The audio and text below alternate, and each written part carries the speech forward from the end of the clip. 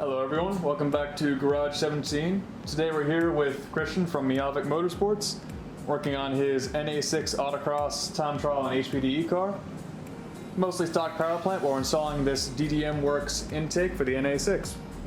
We're going to go over all the steps in the process of installation, give our thoughts on the product, as well as all the tools you're going to need. Here are all the tools you're going to need for the job. We got a 10, a 12, and a 13 mil. 8-inch extension, pair of grips, needle nose. The 10mm ratcheting wrench is just to make it a little bit easier, a flathead, and a Phillips head screwdriver. Alright, the first step is going to be to remove the stock airbox assembly. We got the 4 screws to take off the cap, 4 bolts here to remove the mass airflow, or to be correct, the airflow meter, it's not a mass airflow. And 4 10 mils to go around the edge, which mounts the lower section of the box to the chassis.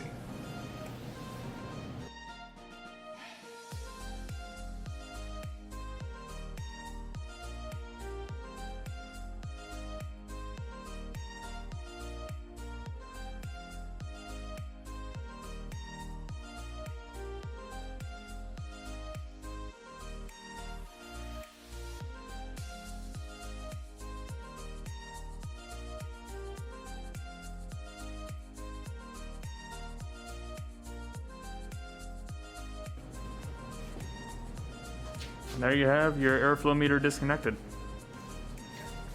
Now, something kind of interesting on these, as opposed to a mass airflow sensor, like you used to be on modern cars, that reads the air mass by a sensor. This one is quite literally just a little trap door. That little door in there is hooked up to a potentiometer. As airflow hits it, opens the door, lets the computer know how much air is entering the engine. And a popular upgrade on these is to get a airflow meter from a non-turbo FC RX-7, I believe. Maybe an FB. No, FC. FC RX-7, because that has the same style as this, but a little bit bigger. It's a pretty common upgrade for these NA6 Miatas. Only works on the NA6 though, because when they moved on to the NA8, they used a mass airflow instead of an airflow meter. And the bracket that originally set underneath the stock airbox comes off as well. It's just 2 10mm bolts. Another perk of this system is it should shave a couple of pounds of weight from the intake assembly. Not a whole lot, but when you're dealing with Miata weight, every little bit counts. Alright, for the next step, we got to remove the stock studs. Comes with the new hardware in the kit. So you take a pair of pliers, like this. Just get a grip on them, try to back them out. It's probably gonna fight you. If that didn't work, we'll probably try the double nut method.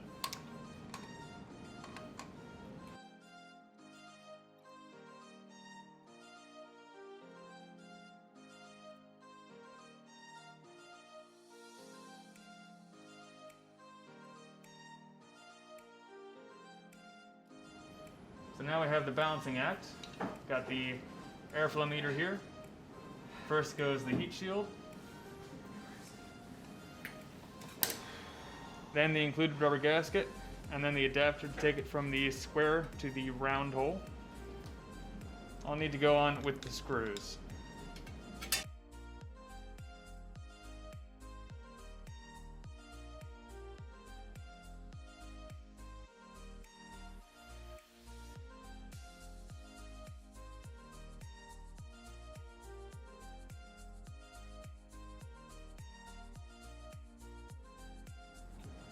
Now that we have the heat shield and adapter attached to the airflow meter, we position it into place, and it has 3 mounting bolts.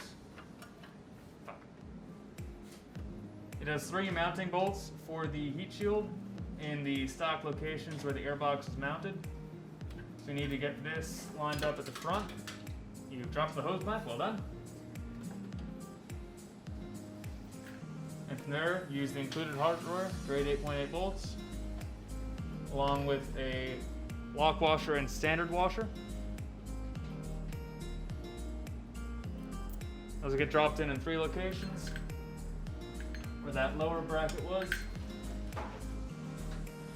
and one in the upper spot.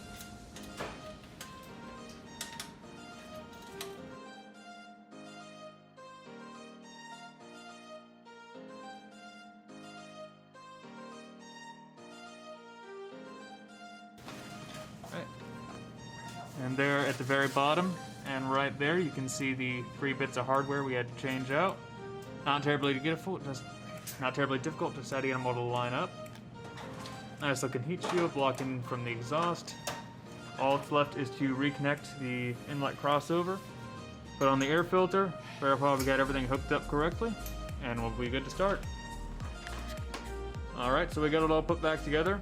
We did encounter an issue though, the fact that here is what's left of the adapter that came with the kit. I have to assume it was a manufacturing defect because this stuff is incredibly brittle. Case in point, as it's breaking there. But conveniently, one of my previous cars was a Mazda 626, which used this same style of airflow meter. Mine was an 88, and I had a pod filter on that one. I've since sold the car, but I still had the metal adapter that I got for it, which had the same bolt pattern and offset as this one, same diameter, so we could use it no problem. I have to assume that was a manufacturing defect and not the product itself, but I'm gonna reach out and see if I can get this one replaced. Alright, so we got the kit all installed. Overall, pretty easy installation. If we didn't have the issue with the adapter plate, probably could have done it in about 20 minutes. A couple of critiques of the kit though. It's not very clear on the routing that it wants for the airflow meter cable. We have it over top. I suspect it was meant to run underneath down here, so we're gonna have to take that off and do some adjusting. Also, if your car keeps power steering, it's a very tight clearance to the filler neck. It's pretty much right up against it. And this still seals, but not as well as we'd like. So we'll probably make an aftermarket runner for this and use a silicone joiner here. Overall, with the kit and the heat shield and everything, I think it's still a good value for money, but I would like to see the better QC for the adapter plate, or you can just skip straight to using the aluminum one. I'll try to find the link to this one and put it in the description below. Anything to add, Christian? No, I'm excited to see how it affects the car and how she handles on track, and we'll be back with an in-depth review later on once the season starts, so we can give you feedback on how it affected the performance of the vehicle. Alright, I think that should be everything today. Thank you guys for watching. Like, comment, and subscribe if you have anything to say, and we'll see you next time.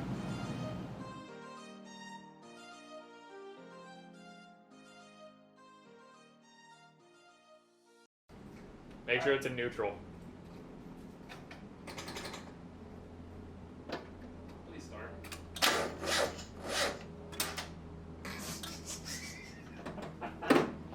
You had to say something.